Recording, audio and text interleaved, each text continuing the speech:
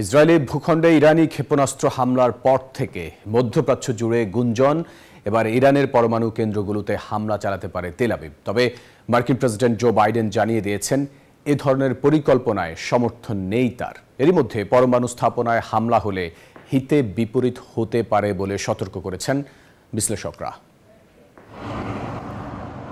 চরম পর্যায়ে পৌঁছে গেছে সংঘাত। 2023 সালে ইসরায়েল হামাসের মধ্যে শুরু হওয়া যুদ্ধটি বছর পেরিয়ে রূপান্তরিত হয়েছে ইসরায়েল ইরান যুদ্ধে।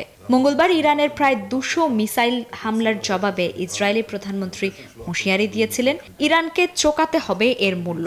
তা কি পরমাণু হামলা? এমনটা ইঙ্গিত পাওয়া গেল মার্কিন প্রেসিডেন্ট জো বাইডেনের কথায়। ইরানের ভয়াবহ হামলার পরই জল্পনা শোনা যাচ্ছে পাল্টা জবাবে সরাসরি ইরানের পরমাণু কেন্দ্রগুলিতে হামলা চালাতে পারে ইসরায়েল। এই প্রশ্নই বাইডেনের কাছে রাখা হলে তিনি সাফ জানিয়ে দেন এতে সমর্থন নেই। ইসরায়েলিদের সাথে আলোচনা করব যে কি করতে যাচ্ছে তারা। G7 এর সবাই একমত যে প্রতিক্রিয়া জানানোর অধিকার রয়েছে তাদের।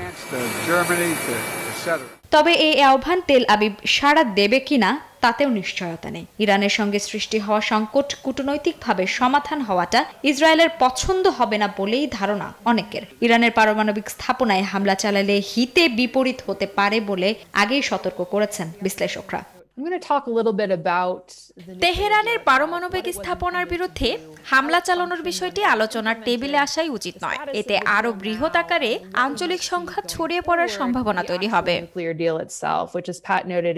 এরই মধ্যে প্রতিক্রিয়া দেখালে তেল আবিবকে কঠিন জবাবের হুঁশিয়ারি দিয়ে রেখেছে তেহরান।